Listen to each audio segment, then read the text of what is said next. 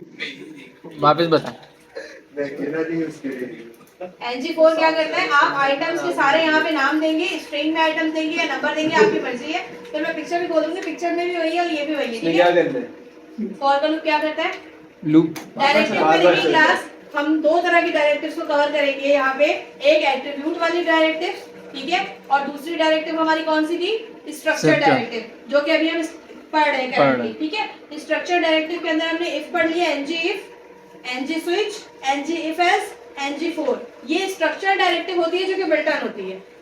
सही है, जो मेरा कोड नहीं चला मैं उसको चला भी दूंगा, तुम्हारी लास्ट क्लास में कभी चला दिया था।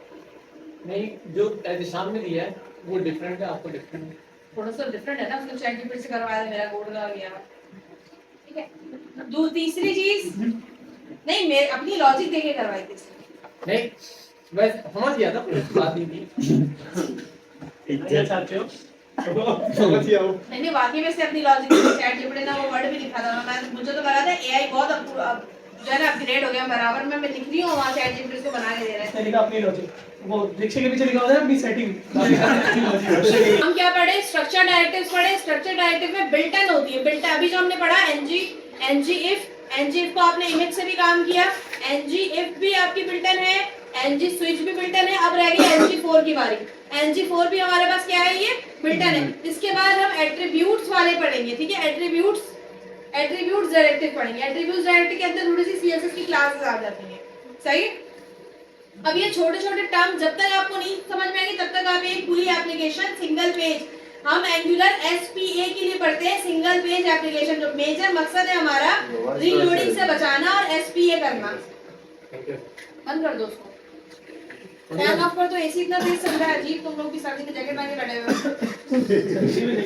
अब यहाँ पे मैंने क्या किया, बैकएंड पे आके एक एरे बना लिया, करेक्शन एरे, क्योंकि आपको पता है आप टाइप स्क्रिप्ट पढ़ रहे हैं तो उसमें एरे की आपको एक टाइप असाइन करनी पड़ेगी। टाइप स्क्रिप्ट में टाइप कंसर्न बहुत ज्यादा है, ठीक है। अगर आपने यहाँ पे टाइप नहीं दिया तो ये एरर फेंकेगा आपको। सही। यहाँ पे आइटम्स के आप मल्टीपल बना ले, और मल्टीपल बनाने के बाद UL li फिल कराते हैं, li के अंदर आप ng4 दे दें। लेट वार में क्या डिफरेंस है, लेट रिपीटेशन नहीं देता, इसलिए हमने यहाँ पे लेट से इनिशियलाइज करवाया किसको, आइटम को। जरूरी नहीं है कि यहाँ पे आपने आइटम्स लिखा तो इसका वेरिएबल का नाम आइटम्स ही हो, यहाँ ए लिखते हैं आप। लेट ए ऑफ किससे उठाएगा, बैकएंड से जो आइटम्स आ रहे हैं उससे उठाएगा, और यहाँ पे क्या प्रिंट हो जाएगा, आइटम। अच्छा ये इंग्लिश पूरी लिखना जरूरी है, लेट ए ऑफ आइटम। ये लेट तो बेटा कॉन्स्ट वाले की जगह है, यहाँ पे वार लिख दे। वार का क्या, वार क्या करता है, वेरिएबल की रिपीटेशन आगे आप ए को दोबारा भी इस्तेमाल कर सकते हैं वार में। अच्छा लेट ए मेरे वेरिएबल का नाम है, जो कि आइटम से सारा डाटा निकाल के अपने पास ले रहा है और इसको डायरेक्टली प्रिंट करा रहा है। मैंने आपको डायरेक्टिव्स पढ़ाने का मकसद, मोटो ये बताया था कि जो बेसिकली होता है कि आपके जो फ्रंट एंड के एलिमेंट्स होते हैं ना, उनको जो है सेट करना, उनकी हाइड करना। आपको क्या लगता है आपने ngif क्यों पढ़ा, जब आपकी मर्जी हो आप diff को शो कराएं, जब आपकी मर्जी हो आप diff को हाइड करवाएं। याद है if और then का आपने ब्लॉक्स पढ़े थे, if का ब्लॉक अलग है, else का ब्लॉक अलग है।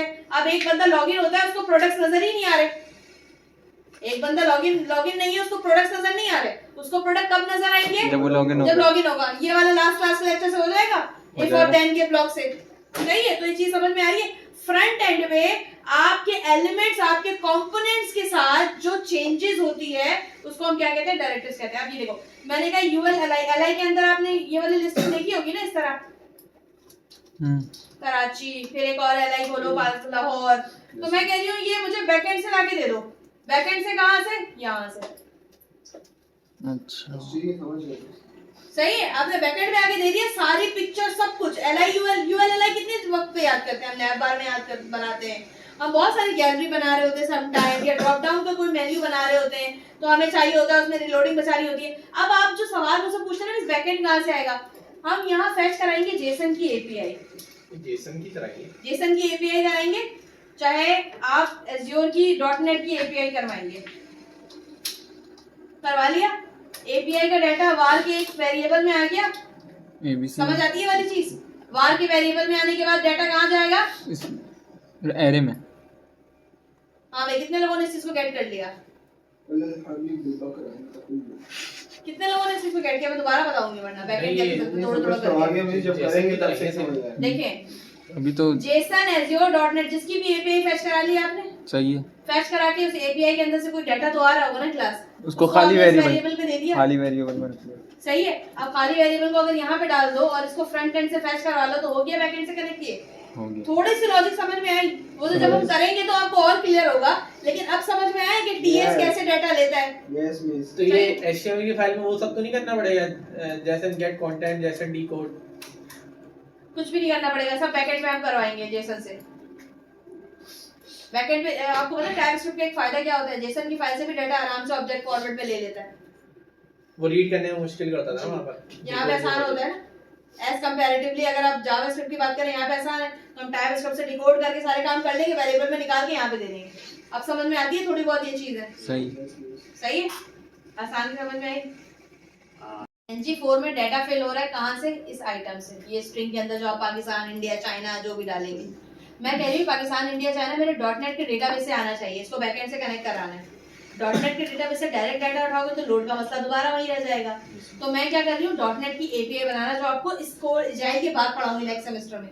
ये प्रोजेक्ट इतना करके जब आप रखेंगे ना, फायरबेस की एपीआई, फिर डॉटनेट की एपीआई जब हम पढ़ेंगे तो डॉटनेट के डेटाबेस से जो वैल्यू आएगी वो एपीआई के फॉर्मेट में आएगी, एपीआई यही है। जेसन के फॉर्मेट में डेटा होता है, उसे कहते हैं एपीआई। ये देखें, प्रोग्रामिंग ये होता इंटरफेस, है लिंक होता है ना बेसिकली, जेसन का लिंक। जेसन एपीआई हमें दिखाती है, ये देखिए ये होती है एपीआई।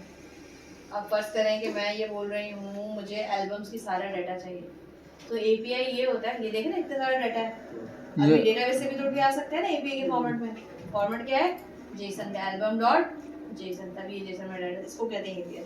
अभी पढ़ाऊंगी, जब मैं पढ़ाऊंगी तो मैं आपको डिक्लेयर करूंगी सारी इस चीजें। पूरी फाइल का एक लिंक होता है ना, उसे एपीआई कहेंगे। हाँ, ये पूरी फाइल के एक जो लिंक होगा, अब ये फाइल डेटाबेस से है, स्टैटिक है।